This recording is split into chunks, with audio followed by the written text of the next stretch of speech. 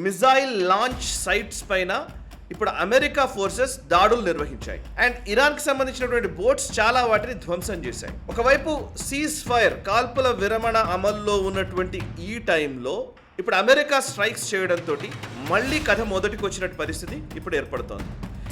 ఇదంతా ఒకవైపు అయితే, ఇంకోవైపు క్యూబా మీద తన దృష్టి సారించినట్టుగా డొనాల్డ్ ట్రంప్ వ్యవహార శైలి చూస్తుంటే మనకు అర్థమవుతోంది. క్యూబా జలాల్లోకి, ఆ కరేబియన్ జలాల్లోకి ఇప్పుడు USS Nimitz aircraft carrier already అక్కడికి చేరుకుంది. పిచ్చోడి చేతిలో రాయి అన్న మాట మనం వింటూ ఉంటాము. నిజంగానే పిచ్చోడి చేతిలో అమెరికా ఉందా? నమస్తే, welcome to right angle.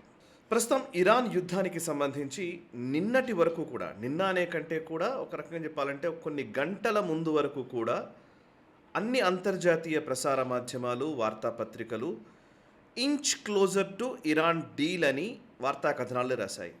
The Guardian కావచ్చు, అల్ జజీరా కావచ్చు, బ్లూంబర్గ్ కావచ్చు, భారతీయ వార్తాపత్రికలు కావచ్చు, అందరూ కూడా ఇరాన్ అమెరికా మధ్య డీల్ కుదరడానికి ఇంచు దూరంలోకి వచ్చాయి. అంటే చాలా క్లోజ్ బై, ఇప్పుడు మరి కొన్ని గంటల్లోనే ఈ డీల్ కుదిరే అవకాశం ఉంది అని వార్తా కథనాలు రాశాయి. సుమారు 14 పాయింట్లకి సంబంధించినటువంటి ఎజెండా పైన చర్చలు జరుగుతున్నాయని, 1-2 అంశాలు మినహా, ఒక ఎన్రిచ్డ్ యురేనియం లేకపోతే హార్ముజ్ స్ట్రేట్ దగ్గర ఉండవలసినటువంటి టోల్ విధించే అంశంలో అక్కడ ఒక అథారిటీని ఇరాన్ ఏర్పాటు చేసుకుంది. అక్కడ రాకపోకలకు సంబంధించి షిప్ మూవ్మెంట్ జరుగుతున్న నేపథ్యంలో ఏ దేశానికి సంబంధించి షిప్ ఉంటుందో, ఆ కంపెనీకి సంబంధించిన షిప్ ఉంటుందో వాళ్ళు ఇరాన్కి కొంత సొమ్ము చెల్లించాల్సి ఉంటుంది అని వాళ్ళు ఒక అథారిటీని క్రియేట్ చేశారు. ఆ అథారిటీ విషయంలో అండ్ ఇంకోవైపు ఇటు యురేనియంని, ఎన్రిచ్డ్ యురేనియం ఇరాన్ దగ్గర ఉన్నది, దాని విషయంలో అండ్ న్యూక్లియర్ వెపన్స్ విషయంలో కొంత ప్రతిష్టంభన ఉంది. మిగతా వాటిల్లో శాంక్షన్స్ ఎత్తివేయడంలో కావచ్చు, ఇరాన్ తన ఆయిల్ అమ్మకాల్ని జరుపుకోవడం విషయంలో కావచ్చు, ఫ్రోజన్ అసెట్స్ విషయంలో కావచ్చు, అన్నింటిలో కూడా యుఎస్ అంగీకరించింది అనే వార్తా కథనాలు వచ్చాయి. ఈ కొన్ని 2-3 అంశాలను బేస్ చేసుకునే ఈ డీల్ జరిగే అవకాశం ఉంది.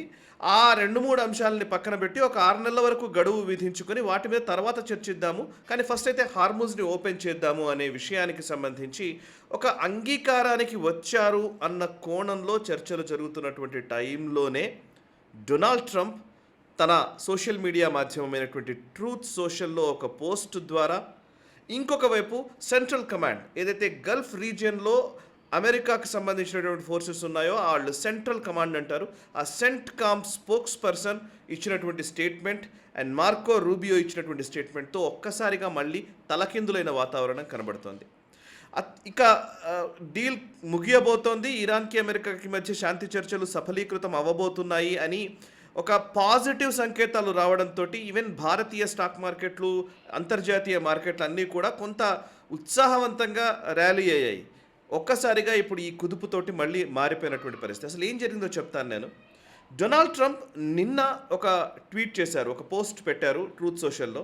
ఆయన పెట్టిన పోస్ట్ ఏంటంటే, నిజానికి ఇప్పుడు జరగాల్సిన ఒప్పందం ఎవరికి మధ్య అంటే అమెరికాకి ఇరాన్కి మధ్య కదా, కానీ ఆయన ఇంకొక అంశాన్ని ఇప్పుడు తెరపైకి తెచ్చారు. అదేంటంటే ఇజ్రాయిల్ తోటి అరబ్ దేశాలు ఏవైతే ఈ ఇస్లామిక్ కంట్రీస్ ఉన్నాయో ఈ దేశాలన్నీ కూడా ఒప్పందం చేసుకోవాలని ఇంకో ప్రతిపాదనని ముందుకు తీసుకొచ్చాడు.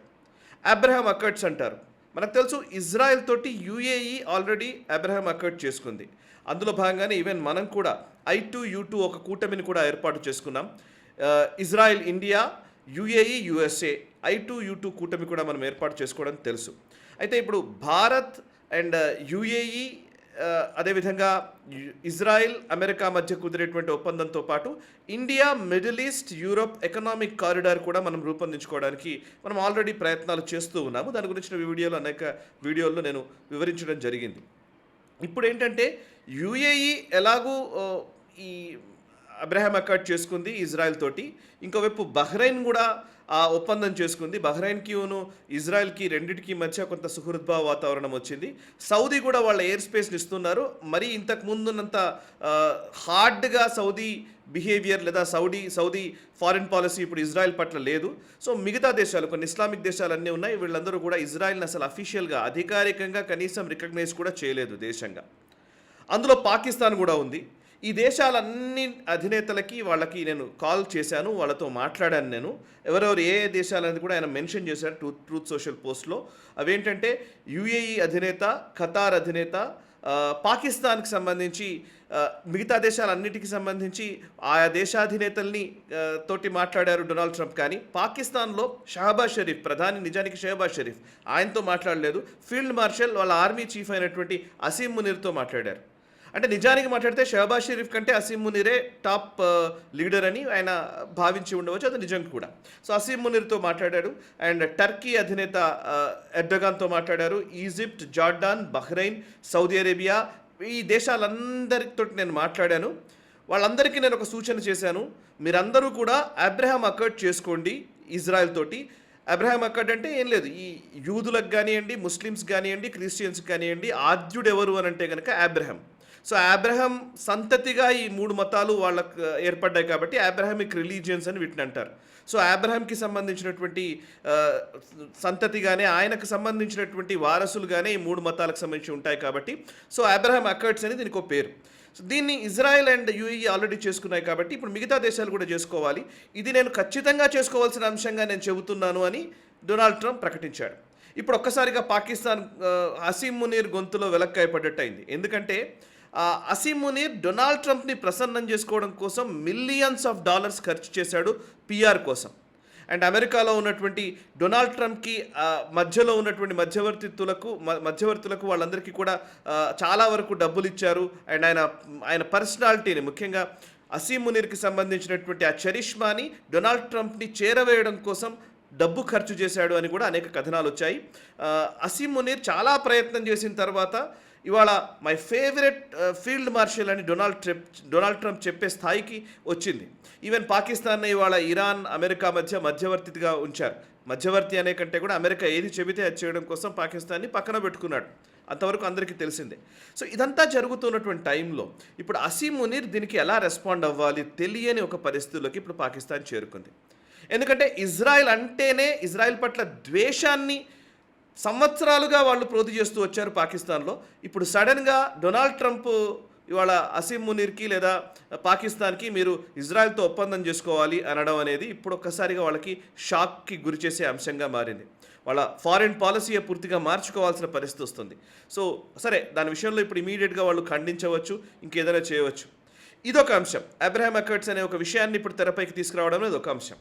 ఇంకొక వైపు జరిగిన విషయాలు ఏంటంటే ఏప్రిల్ 8వ తేదీన సీజ్ ఫైర్ ప్రకటించారు.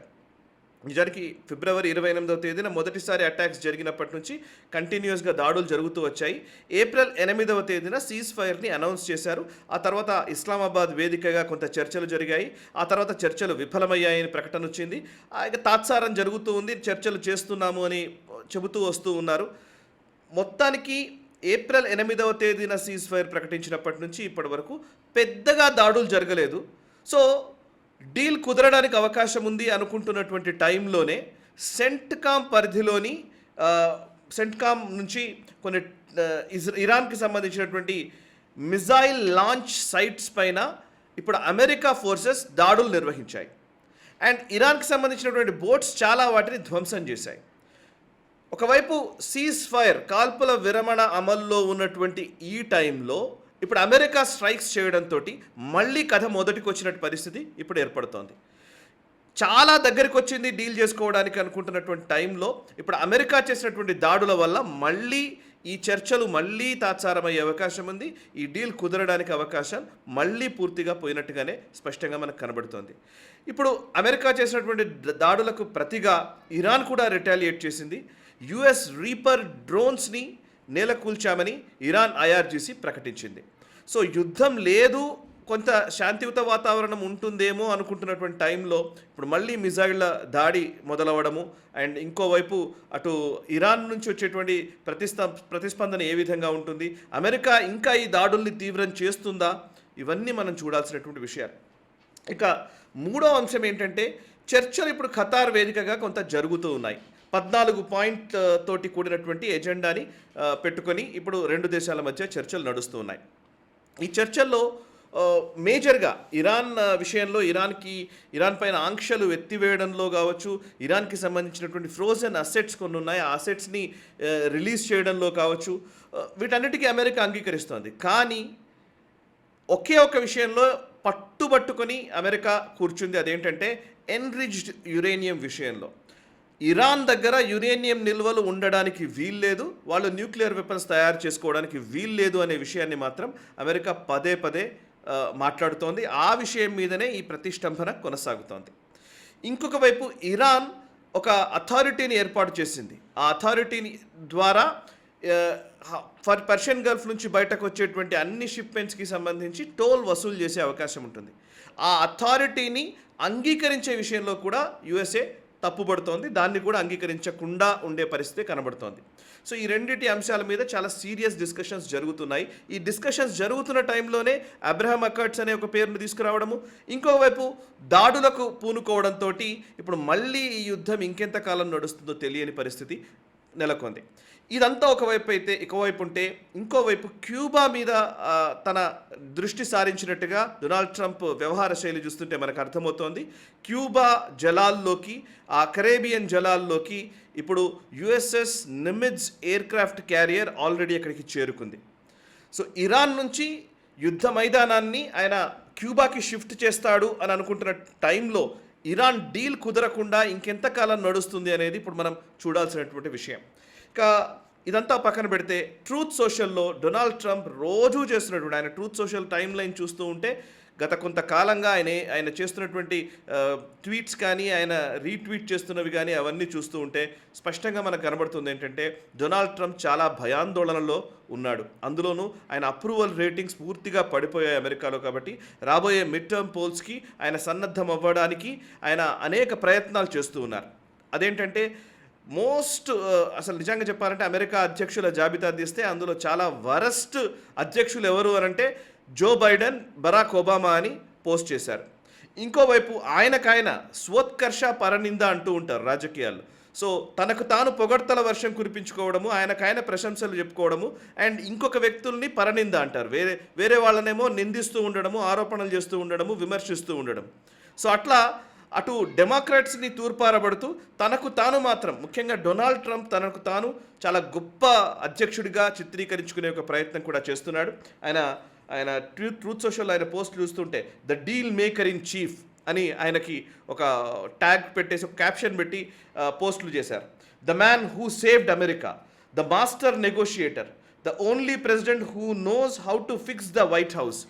ఇట్లా డొనాల్డ్ ట్రంప్ని ఆయనకాయన పొగుడుకుంటూ ఆయన్నే పోస్టులు చేస్తున్నటువంటి పరిస్థితి కనబడుతోంది. సో నిజంగానే డీల్ మేకర్గా ఆయన నిలుస్తారా లేదా అనేది మిడ్ టర్మ్ పోల్స్లో తేలబోతోంది. ప్రజలు ఏం చెబుతారో మనం చూడాల్సి ఉంది. And Donald Trump whatever it may be పిచ్చోడి చేతిలో రాయి అన్న మాట మనం వింటూ ఉంటాము. నిజంగానే పిచ్చోడి చేతిలో అమెరికా ఉందా? మీ అభిప్రాయం తెలియజేయండి. ఈ వీడియో నచ్చితే లైక్ చేయండి, 10 మందికి షేర్ చేయండి. ప్రస్తుతానికైతే మనం చాలా ఇబ్బందికరమైన పరిస్థితుల్లోకి, నిజంగా ఆర్థికంగా చాలా కష్టమైన పరిస్థితుల్లోనే మనం ఉన్నాము. ఈ విషయాన్ని మనం అర్థం చేసుకోవాలి. అలాగని పూర్తిగా మనము భారతదేశపు ప్రస్థానము లేదా భారత ఆర్థిక వృద్ధి పూర్తిగా ఆగిపోతుందంటే అలా కూడా మనం భావించాల్సిన అవసరం లేదు. ఎనర్జీ క్రైసిస్ వల్ల ప్రపంచం మొత్తం ఇబ్బంది పడుతోంది, భారత్ కూడా ఇబ్బంది పడుతోంది. ఈ ఇబ్బంది నుంచి మనం బయటపడడానికి, ఈ ఛాలెంజ్ని అధిగమించడానికి భారత ప్రభుత్వం ప్రయత్నాలు చేస్తోంది. అండ్ మనందరం కలిసి, దేశ ప్రజలందరూ కలిసి ఈ క్రైసిస్ని మనం అధిగమించడానికి అవకాశం ఉంది. భారతదేశం ఇట్లాంటి క్రైసిస్ని, ఇట్లాంటి సంక్షోభాలు ఎన్నో చూసింది. ఇది కూడా మనం అధిగమించగలిగేటువంటి సమస్యగానే మనం భావించాలి.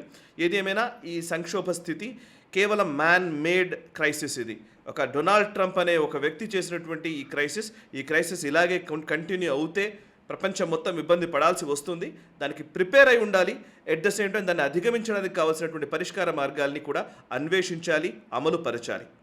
ఈ వీడియోను లైక్ చేయండి, 10 మందికి షేర్ చేయండి. మనసా వాచా కర్మణ, దేశహితం కోసం నేషనలిస్ట్. ఈ వీడియో మీకు నచ్చినట్టయితే లైక్ చేయండి, 10 మందికి షేర్ చేయండి. అలాగే కామెంట్ల రూపంలో మీ అభిప్రాయాలను మాతో పంచుకోండి. Nationalist hub group of channels ను సబ్స్క్రైబ్ చేసుకుని తెలుగునాట జాతీయవాద జర్నలిజాన్ని ప్రోత్సహించండి. ఈ వీడియో కింద ఉన్న బెల్ ఐకాన్ పై క్లిక్ చేయడం మర్చిపోవద్దు.